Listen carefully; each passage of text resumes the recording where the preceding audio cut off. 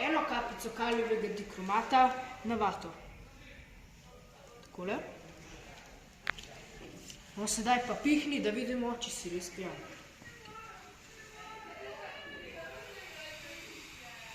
No, pa res nisi pijan, prosti. Ampak kaj bi se pa zgodilo, če bi bil pijan? No, to pa lahko dokažemo. V plastenko boš dal 3 kapljice alkohola.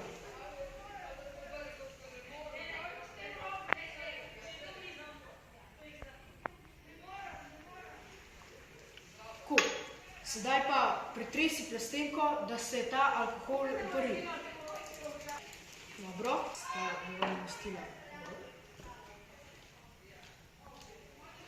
Sedaj boš na vato v vrečki kapnil eno kapljico kalijevega dikromata.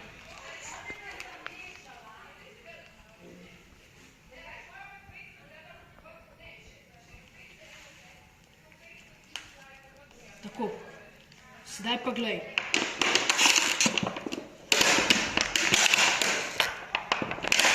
Tako, kot vidiš, se je kalijev dikromat obarval zeleno-modro. Tukaj je kalijev dikromat še neobarvan, tukaj je pa z zeleno barvo. Lahko vidimo veliko razliko.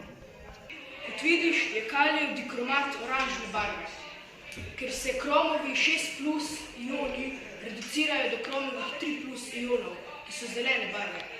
Tem več etanola je prisotnega v izdihanem zraku, tem več kromovih 3+ ionov se reducira. Tako lahko vidimo vinjenost voznika, ker je barva močnejša.